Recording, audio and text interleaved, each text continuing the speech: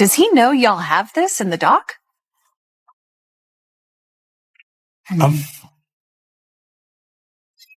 I would doubt he knows. So when this airs, that'll be the first time that his legal team, Diddy, that everybody knows that this footage is now seeing the light of day. One could watch this and think that you really hate Sean Combs. If Sean Combs watches this, what do you think he's going to feel? Like, wow, this is amazing. I think he's going to say this is the best documentary I've seen in a long time. Gotta ask you, Janice Combs, how you feel about her? I mean, they alleging that she was, having freak-off. I spoke to a man, Mr. Brown, who used to go to the freak-offs, and he knew Miss Combs, and he knew about her and her freak-offs and everything like that. We had always thought that she had a modeling agency, but it wasn't a modeling agency. It was more a brothel that she ran for high-profile drug dealers. 50 Cent just dropped a bombshell. Season 2 of his explosive Diddy documentary, Sean Diddy Combs. The reckoning is coming, and this time the spotlight is on Janice Combs, the hidden mastermind behind Bad Boy Entertainment. Netflix reportedly refused to touch this footage in Season 1, but 50 isn't holding back now. He's taking it straight to YouTube, promising jaw-dropping, never-before-seen revelations that could change everything fans thought they knew. Yeah, my mom's gorgeous. Well, let me introduce you to my mom, called Mom Dukes. Hi. She's getting a drip with me. She's hydrating. What's up, Mom? Everything's good, baby. I'll be with you. Yeah. I love you. I love you, too. It all begins with Diddy's childhood. In the Netflix doc, his old friend Tim Patterson recalls how Combs' father, a notorious Harlem figure, was killed when Diddy was just a toddler. With her husband gone, Janice stepped up, transforming their home into a magnet for the city's movers and shakers. It was in those rooms, amidst powerful guests and whispered deals, that young Diddy first glimpsed the world of influence, ambition, and street respect. Everyone in the neighborhood knew exactly what went on behind those doors. Diddy mom, she came out defending her son, man. How you feel about that? She made a comment saying that he's not a monster. I guess this is my newfound career, so I'm going to say what on my mind and what I think, brother. First of all, that's his mother. Wrong, right, or indifferent, she gonna lie, steal, kill, and protect her child. That's what she's supposed to do. But the apple don't fall far from the tree, man. You got to realize that. You know, he didn't get all this from his daddy because he didn't know his daddy, even though they try to say his daddy was some big time drug dealer in the whole 9 yards. You understand? He didn't get this from his daddy. You got to realize, man, you know, his mother had a modeling agency, and it was alleged that it was also Ladies of the Night, a prostitution ring too. From the start, Janice was all about power and ambition, marrying a Harlem figure to secure her place in the scene. After Diddy's father passed, she focused on shaping Diddy into the vehicle for her own rise. The documentary shows Patterson recalling a living room stage where Diddy and the neighborhood kids were on full display, dancing, performing, soaking up the cheers as everyone shouted, "Do that dance, baby." Even then, young Diddy was learning the rules of attention, influence, and the game of power. But when I said Diddy mother might be the originator of the freak-offs. All right, so tomorrow Peacock is dropping. According to the Rolling Stone, the doc features an alleged childhood friend of Puff's, hip-hop producer Tim Dog Patterson. He alleged that Janice, Diddy's mom, would often throw parties at Diddy's childhood home. He says that during the parties, it wasn't uncommon to walk into rooms where adults was having sex. I mean, that was just their normal. And the doc, when talking about the parties, Tim says, verbatim, "That's what we were privy to. This was what we were fed." The darker side of Diddy's childhood comes into sharp focus when those close to him speak. Sources, including Gandil, describe how calculated Janice's influence was, often leaving people uneasy. She was shaping him early to master attention, admiration, and control, lessons that would later become the fuel for his meteoric rise in the music world. Man was talking about that his mother could take her palms and bend over and put them down on the floor. Not bend over, but she could stand straight up and put her palms on the floor, bruh. He's saying that about his mother. Who describes any of their mother action like that in a sexual way? And then, you know, I don't know how many dudes do kiss their mother in their mouth when they 50, 60 years old or something like that. That's them. That's their whole thing, man. But that was a little kind of weird for me. And then his mother wore the same white fingernail polish that Cassie described that he liked to see her and other models in when she was describing her lawsuit. And what's crazy to me is that, man, it seemed like him and his mother had this, I don't want to get too deep, man, this Oedipus complex. The patterns of Diddy's youth left a lasting mark, shaping the extravagant world he would go on to create. The wild parties he became famous for were, in many ways, a reflection of what he had seen growing up. Janice was always aware, and eyewitnesses reported seeing her at many of these gatherings, quietly steering him along the path she had laid, a testament to the deep imprint of her influence on the man he became. But why you believe she knew about the freakos? Because one of the witnesses said she was there. And then you remember this, bro? Check it out. People tell off on themselves so much, man, and I don't understand when people don't catch it. Diddy has said this. He said, when I give a party, I have to have an ambulance outside of the house. Paramedics ready. That people have to take IVs. Remember the time that him and his mama kissed each other on the lips? Yeah, I remember that video. Do you remember that both of them was getting the IV at the same time? Yeah, I did notice that, yep. That's from the Diddy freak off party. And I'm going to say allegedly. So let me ask you this. You knowing her at one point, you knowing her personally, is she the kind of person that, you know, will be a part of a freak off or no? I think that she liked to party and she partied with young people. She's always been like that. She always copied or emulated Little Kim and Mary J. Blige. Or they emulated her. The blonde hair, the nails, the high boots, the age-appropriate, inappropriate clothes. Diddy revealed that he always sensed something unusual about Diddy's bond with his mother. After his father's death, Janice placed Diddy in the role of man of the house, saddling him with immense responsibility at a tender age. Over time, their relationship grew increasingly controlling, with Janice deeply involved in his social life and parties, quietly guiding his every move and shaping the decisions that would define his rise to power. Relationship, whether it's physical or mental, with a mother and a son. So I'm looking at his mother and him on the couch, and both of them are getting IVs after one of the Diddy parties. Allegedly. I'm going to say allegedly because I wasn't there and I didn't know. But they showed them both getting IVs on the couch. So my whole thing about this thing is that I'm not saying that she was ever at a freak off. She was ever at that type of party. But you can't tell me Miss Janice Combs, who was always at the regular parties, didn't know nothing about the freak-off parties. Allegedly, Cassie revealed some of the strange and unsettling behaviors that went on in Diddy's household. Janice's influence reached every corner of his life, from unusual family rituals to traditions that left outsiders stunned. The environment was controlling, eerie, and unforgettable, shaping Diddy in ways only those inside the home could truly comprehend. Or the situation where they say he was trying to shape Misa into his mother. Can you see that? Like, yeah, with the blonde hair and yeah, and all of that. I mean,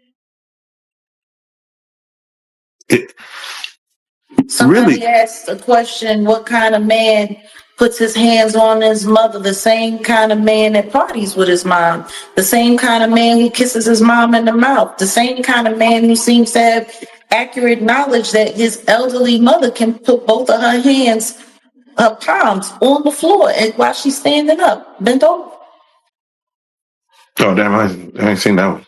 Oh. You never seen the Instagram video where he was talking about how his mom is still young and spry and how she still liked the party and how they was getting a IV drip? Oh. Damn. And she was kissing him in the mouth on the video. It was like, yeah, my mom can bend over and touch the floor with her palms. It's a very, very, very weird relationship. Weird. Again, I know the freak offs that his son is there. Like, it seems like he likes to get down with his kids. Yeah. But that wasn't all. Just to hear Little Rod say, like, the boys were around. Roger Bonds talked about the children as well. What kind of parenting relationship is that? But then again, that goes back to the conversation of Lori Harvey, Steve Harvey's daughter. It was all known that she was spotted in them streets with Justin, and then she was spotted in them streets with Diddy, and they all tried to sit there and pretend like that wasn't what it was.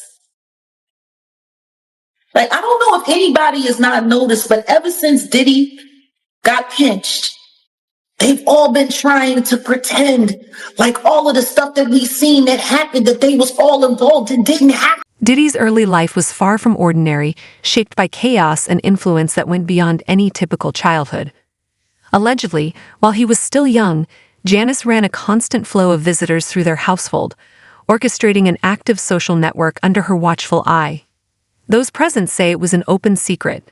Amid it all, Diddy absorbed lessons in control, organization, and power, skills that would later define his rise in the music world. So how you feel about, her? I mean, they alleging that she was, having freak-offs. I spoke to a man, Mr. Brown, who used to go to the freak-offs. And this guy lives in Georgia right now. And he told me that he was a stick-up kid back in the day. And one time he had robbed one of their spots. And he went back and he had got the money and gave them their money back and everything like that. And he knew Miss Combs and he knew about her and her freak-offs and everything like that. We had always thought that she had a modeling agency, but it wasn't a modeling agency. It was more of a brothel that she ran for high-profile drug dealers and athletes. You could tell I could tell that Miss Combs at the time, and actually saw her, like young guys.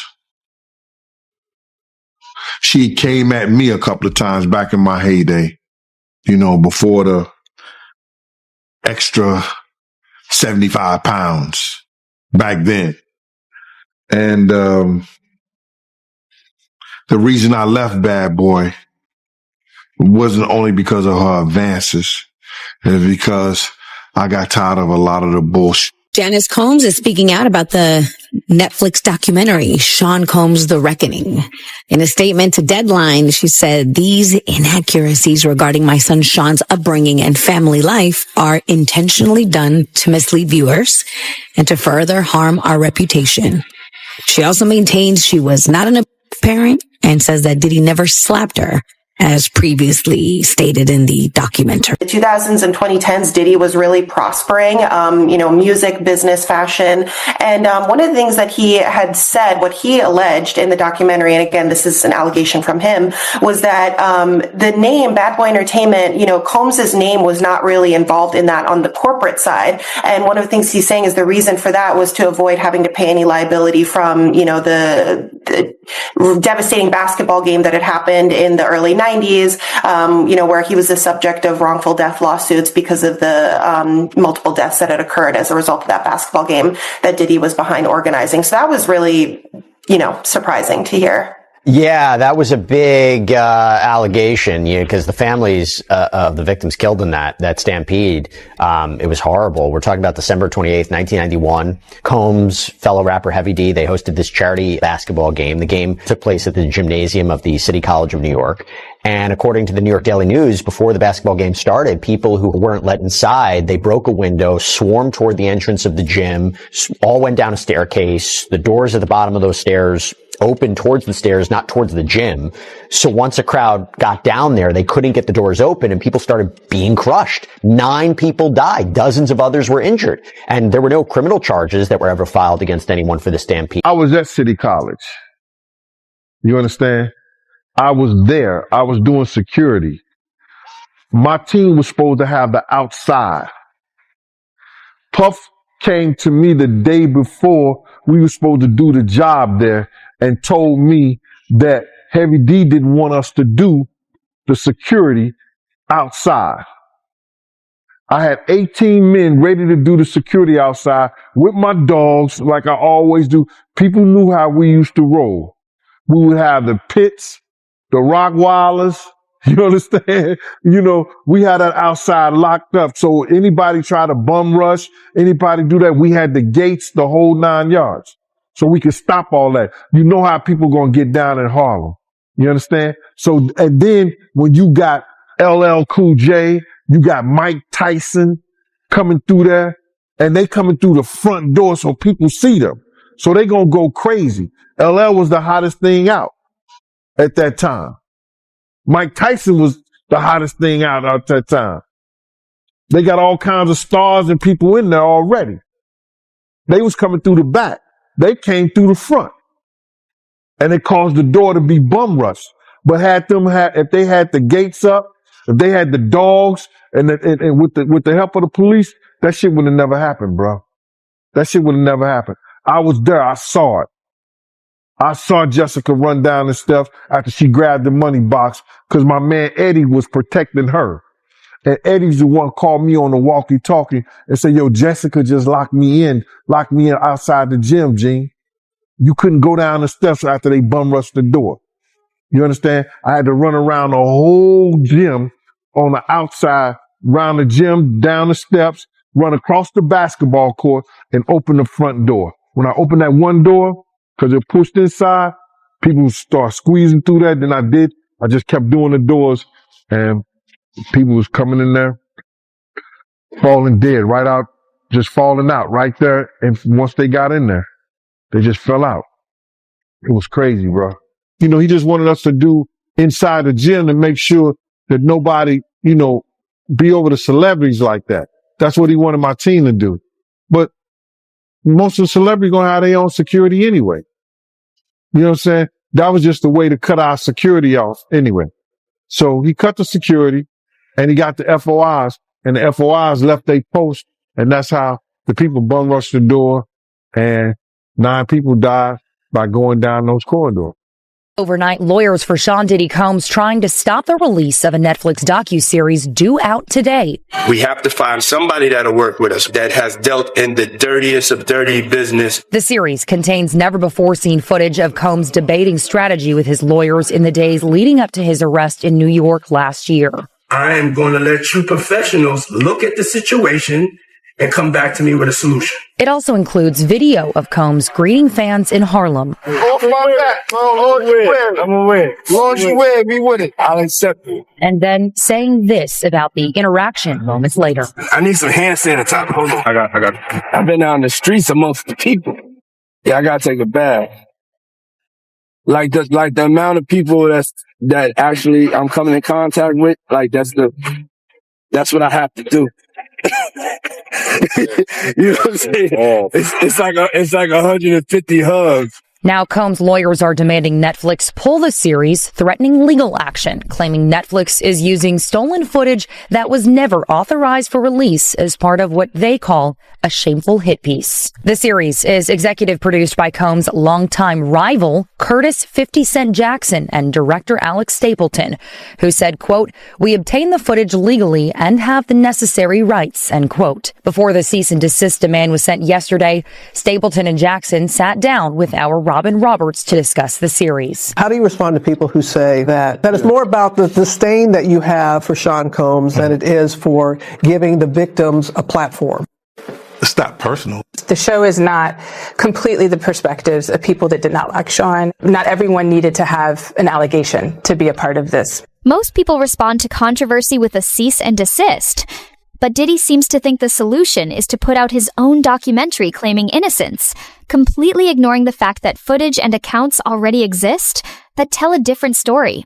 The move only adds fuel to the fire, making the situation even more explosive. Diddy Combs' sons, Justin and Christian, are teasing a new docuseries about their family. Justin and Christian King Combs appear in a new trailer released December 28th to Instagram by Zeus Network's founder. In the trailer, Justin and Christian sit on a couch in a screening room while a series of headlines about their father cycle on screen. At the end of the trailer, Justin's phone vibrates and he answers a collect call from the Fort Dix Federal Correctional Institute, where Combs is currently behind bars. No release date for the docuseries is given, though the teaser says viewers can expect it at some point in 2026. Combs shares Justin with ex-Misa Hilton and Christian with the late Kim Porter. The rapper is also dad to 34-year-old son Quincy and daughters Chance, 19, twins Delilah and Jesse, also 19, and Love, who is 3 years old. Combs was transferred to Fort Dix from the Metropolitan Detention Center in New York in late October after he was sentenced to 50 months in prison on prostitution-related convictions. Zeus Network has a new Diddy documentary coming out, and this time it is coming from the perspective of Diddy and his sons. All the time I thought we were about to leave Diddy in 2025. Well, this documentary is coming in 2026. And a lot of people, just like myself, are already not feeling this new documentary coming from Diddy's sons. A lot of people aren't happy about it and actually shocked that the owner of Zeus Network, Lemmy, is doing this Diddy documentary. But what a lot of people fail to forget is Lemmy and Diddy have been friends for quite some time. Of his children arriving in court for day one of their father's trial in New York and gripped in solidarity. Do you still believe your dad's innocent? How did you feel hearing that testimony? You apologize on behalf of your father. Do you believe your father's innocent? Do you still confess your father's innocent? Your daddy got 4 years!